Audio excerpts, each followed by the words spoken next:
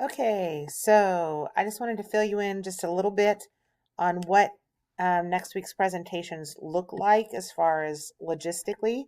So first of all, I wanted you to be aware I did update um, the schedule check because a few people moved and just because of some different things that happened. So there were some tweaks to that schedule.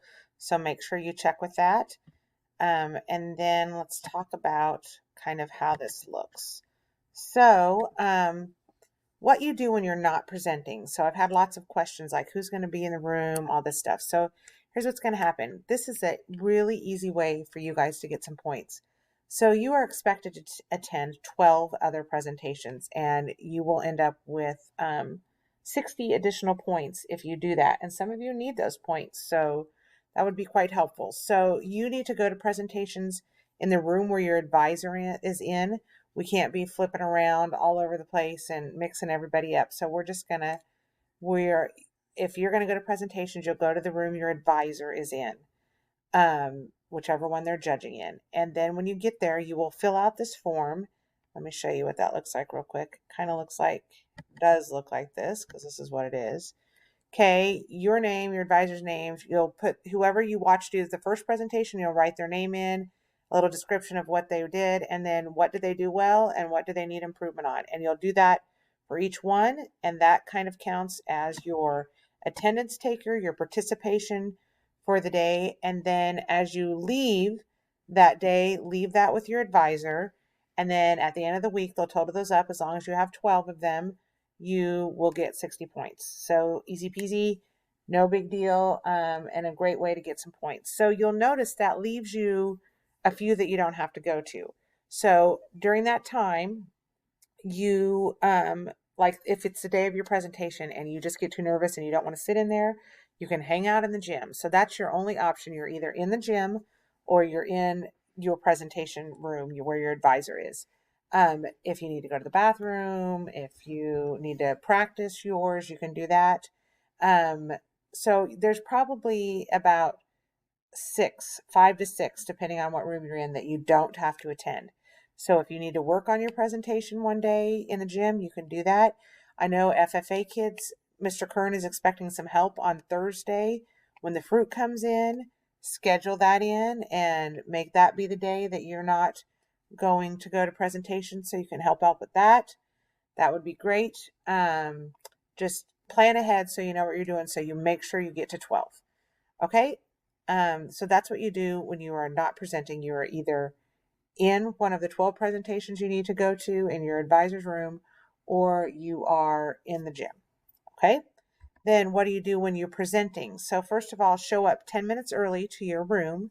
Don't go in if the door's shut. Okay? Wait till they open the door between presentations. That would be very distracting to walk in during the middle of someone else's. So wait, they'll open the door, you can come in. Know your technology needs ahead of time. So make sure you've talked to your advisor. Are you presenting on the smartboard with your Chromebook attached to it? Are you having to do it on a projector in the library?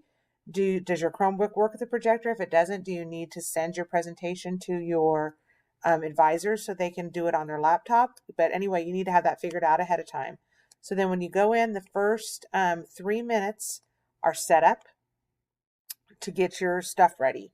Then you have 10 to 15 minutes for your presentation.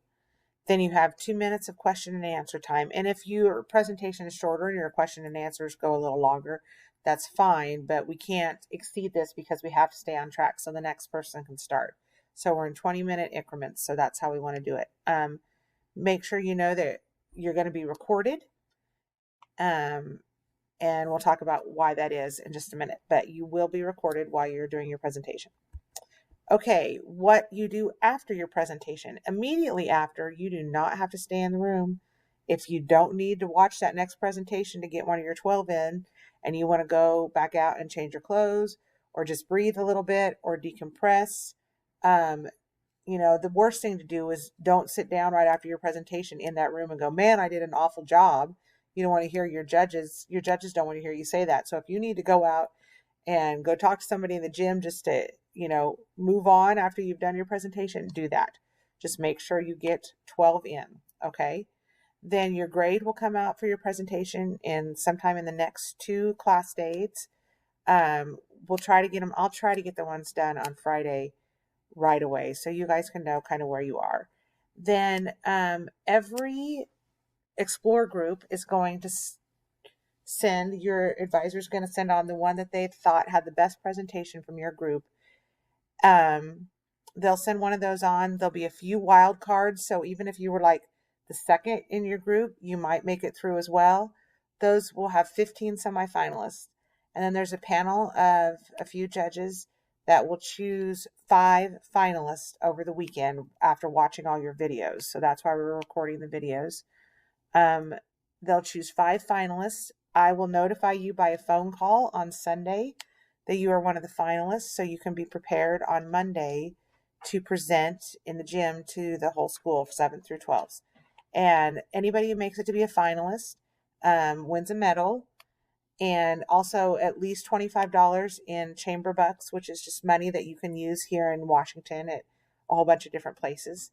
And then the overall winner, which we will announce on Tuesday, will receive a trophy and $50 in chamber bucks. So maybe that'll help motivate a little bit as you're finishing up.